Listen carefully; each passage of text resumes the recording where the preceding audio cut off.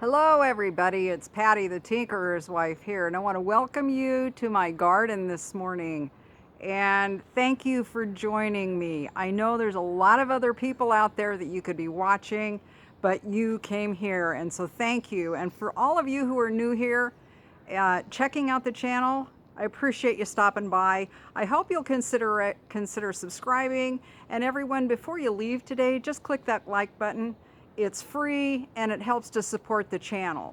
So I really appreciate that. Also just want to welcome all of you new subscribers. It really has been wonderful. I kind of sat at 950 for, I don't know, it seemed like 2 weeks. Then all of a sudden I got 12 more subscribers. That could be the way YouTube works because their numbers get wonky sometimes. But when I looked last night, it was really an encouragement to me because I'm so close to that 1,000 mark, where I'll be able to do lives on my phone. Yeah, baby. I'm looking forward to that. Anyway, what have I been up to? Well, I got a couple things I want to share with you first before we talk about what I did in the garden, because there's been things going on here. Yeah, I'm excited.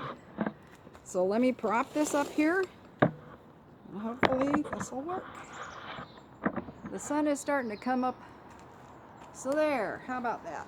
Okay, first off, I want to give a shout out to my friend Tim over at Ridge Life. I won a t-shirt over there. Yeah, thank you, Tim. Great channel, go check him out. Also, I want to say that I'm officially on the Mod Squad.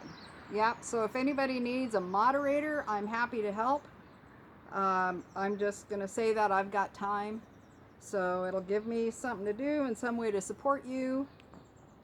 Those t-shirts, by the way, for anybody who is a moderator, Anna over at Mimsy's Garden is the one that has those, who created that t-shirt, so you can order them through her.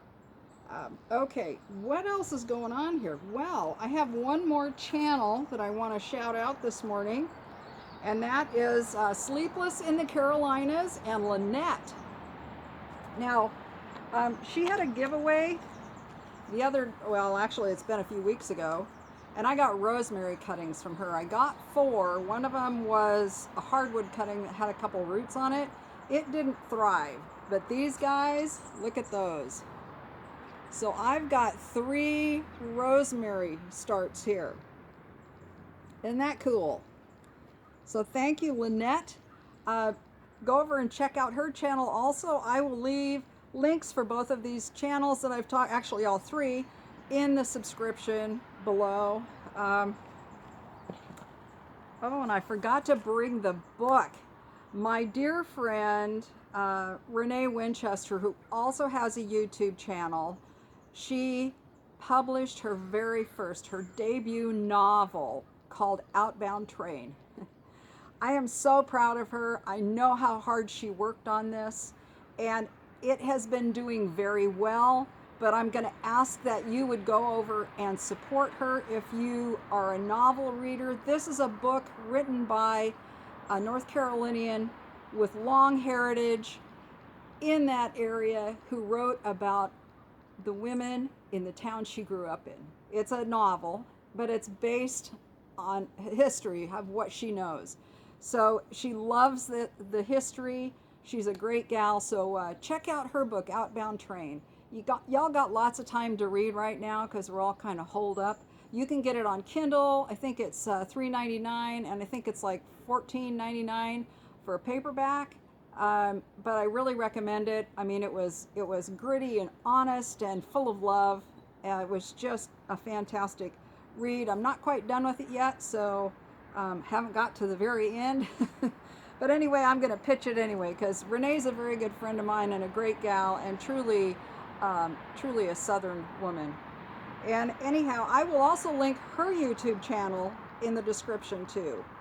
You can also connect with her on Facebook and Instagram, and I think most of those other channels too. I know Anna and Tim both have Instagram accounts and Facebook accounts. Lynette probably has Facebook, but I don't know about Instagram. So with that said, I'm just going to continue rolling on here. Wow. I feel like I did a lot of business there. Now, if you saw my last video, you know that last time we talked, it was hat hair day, and my hair was channeling the flying nun. Well, this week it's more like channeling Medusa.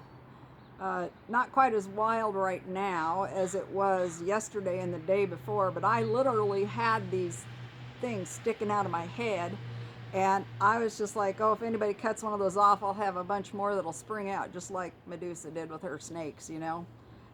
So anyway, I was laughing at that, and I thought, there might be a series involved here. I mean, hair is one of those things that we all have and we all get frustrated with. I mean, what guy really hates it when he gets a bald head? I mean, really, you guys are just about as vain as us gals.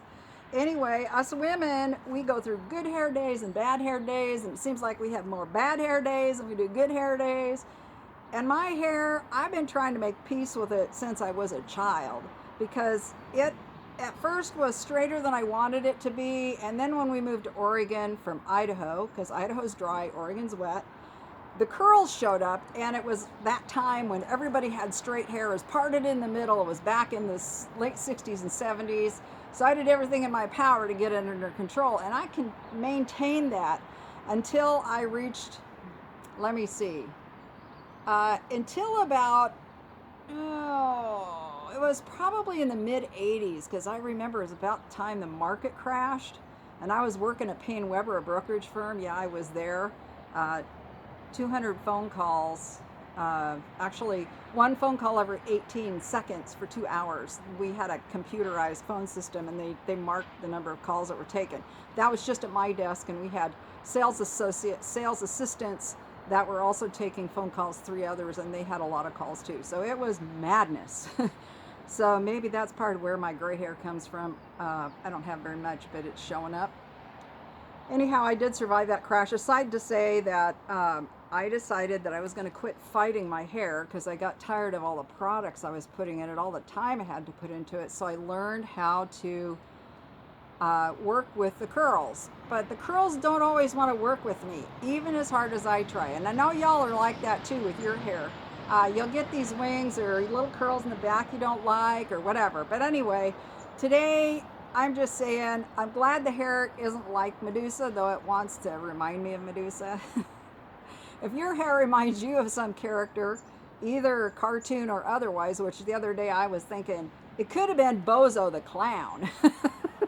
Because it literally is going wing out like this. It was crazy. I know some people might not remember the Flying Nun, but a lot of you know Bozo the Clown. Anyway, that was, that's just a funny thing on the side. I've been having a couple of really good days here with the sun being out, and it's getting warmer and warmer in the sun. Speaking of the sun, it's starting to invade my territory here.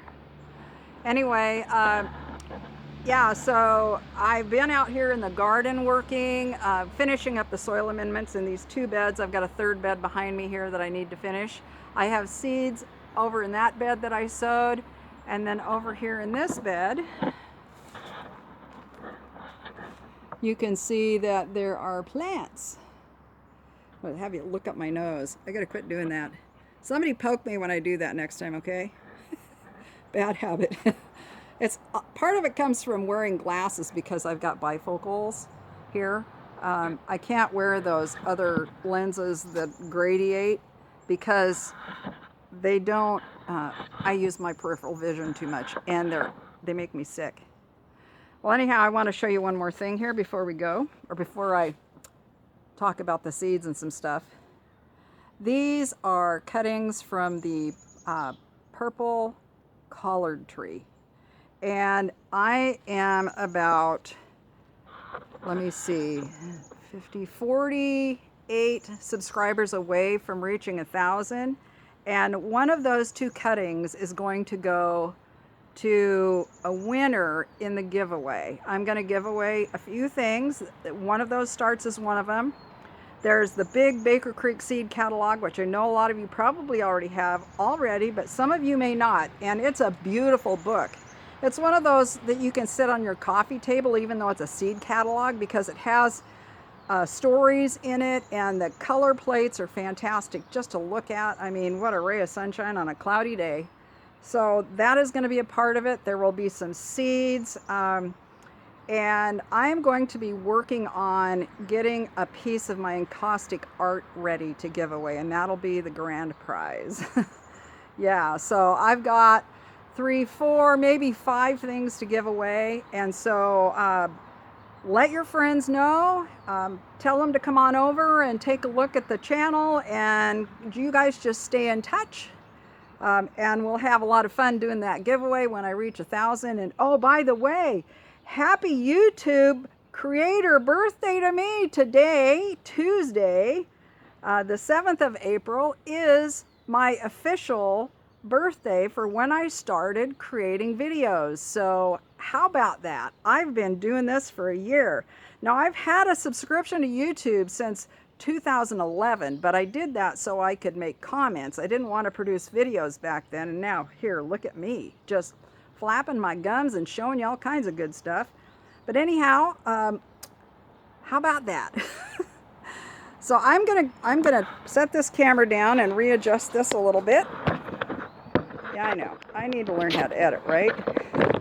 I say that every time. Y'all are gonna get tired of hearing that. So I'll sit down over here. Okay. So I'm not supposed to really be sowing bean seeds until mid-May, and this is not quite mid-April. The raised bed boxes, the soil warmed up really nicely in them, and so yesterday I just kind of, was almost like an intuitive thing. I sowed some red noodle beans and started soaking some other beans. The red swan bush bean, it has pink seeds, and then the Kalima bean. I have also, I sowed the King Tut purple pea and the Oregon Sugar Pod 2. It's a sugar snap pea, and I really love that one. It is one that gets about 3 feet tall. I always stake it. I don't care what they say. It's easier to pick. I have some other things I'm going to do, but what I do is I just overnight just put these in some water. And the beans and peas were 2 different colors, so I was able to do that. And then I drain them off.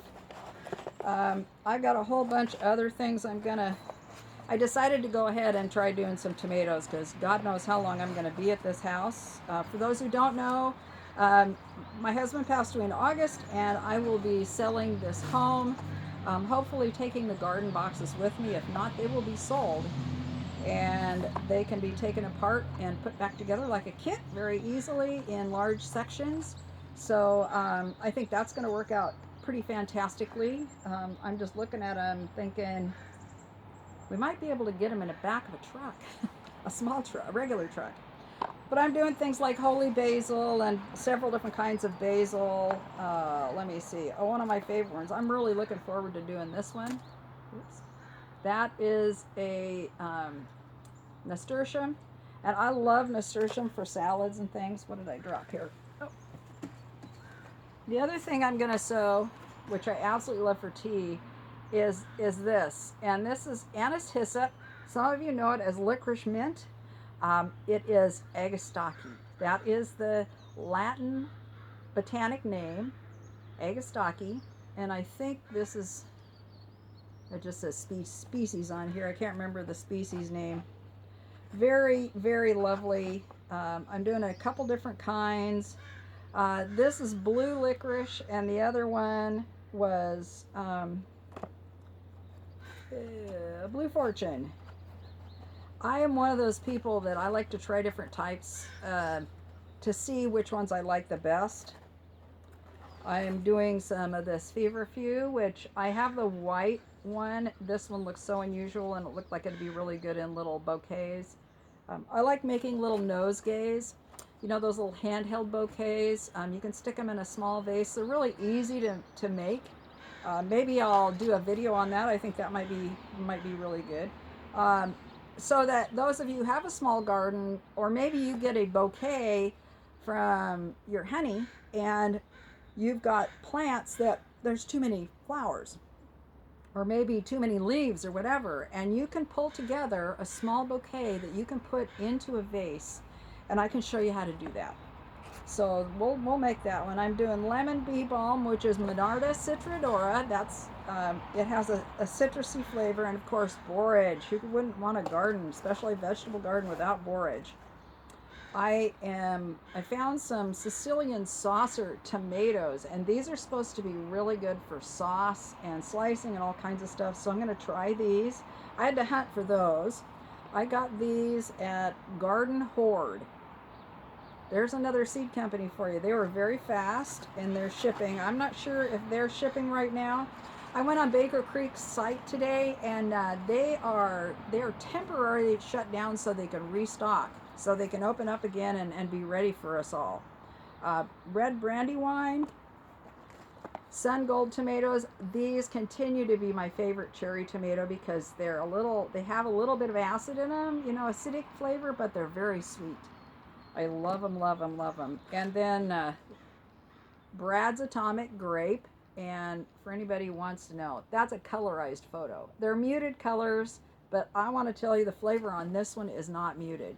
It does have a tougher outer skin, and it's almost like I want to say like a jelly donut.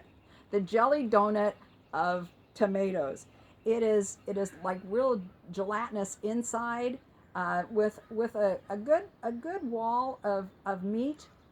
It would probably be one of those that would be really, really good if you grind up the um, the skin into a powder. Like if you took the outer, actually just take the seeds out of it if you can, and take everything else, put it on a sheet pan uh, in the oven, and dry it down, and maybe do it to a paste. And if you have a food dehydrator, finish it off there, because the roasting in the oven is going to give it even more flavor. But the skins are tasty. They're just pretty leathery. But the nice thing about those leathery skins is it doesn't split very easily. And if it does, I had ones that split out here, but they never rotted. It was awesome.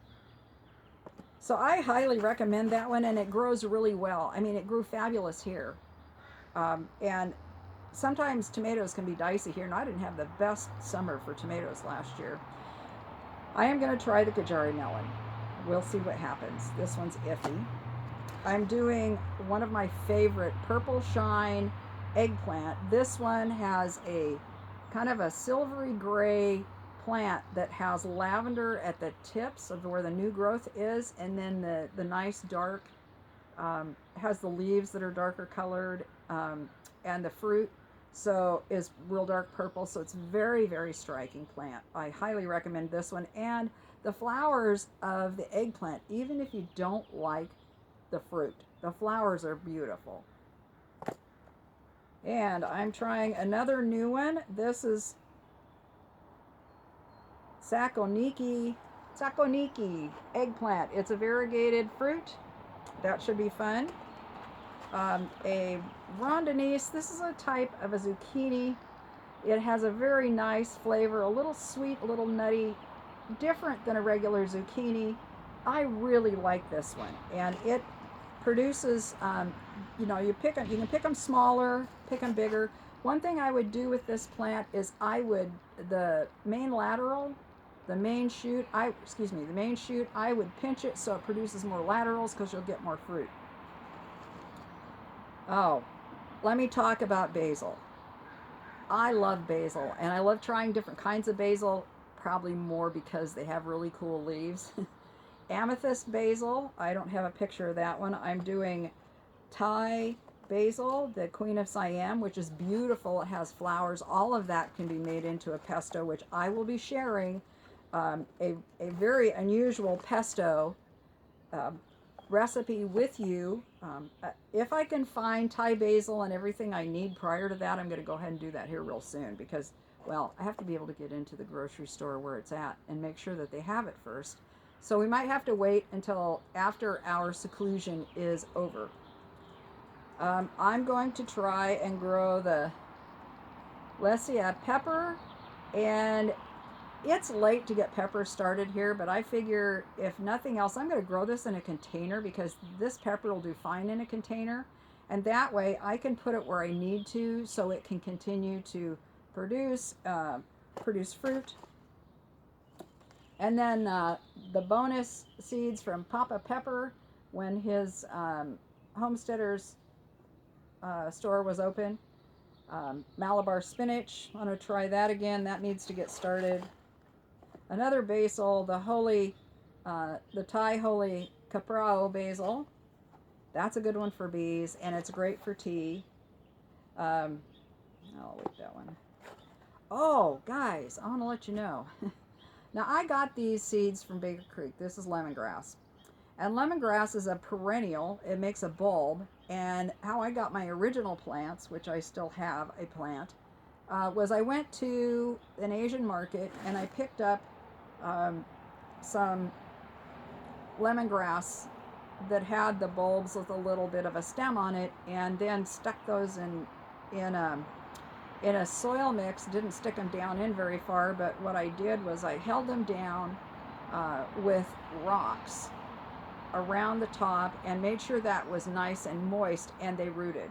But these are actual seeds, so you can grow it from seed. Does the same thing, and then you can save those bulbs. Now you can use the leaves for teas and for seasonings. I love lemongrass beef. Oh my goodness, it is so good. Back to basils again. This is the dark green, dwarf Greek. I'm doing the Genovese basil. I'm going to try this Sirius sage. This is an ornamental sage. Beautiful looking flowers. Now, the Racina, I sowed this. This is a calendula. I sowed this last year, but last year was a real punky year in the soil of this garden, so nothing really worked out. I'm going to give it another go.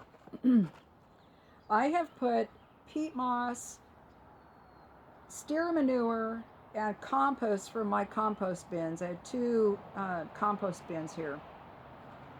Hopefully that is going to be enough to overcome what's going on in these beds. And what I discovered is that they are high in potassium, and potassium helps to tie up the nitrogen.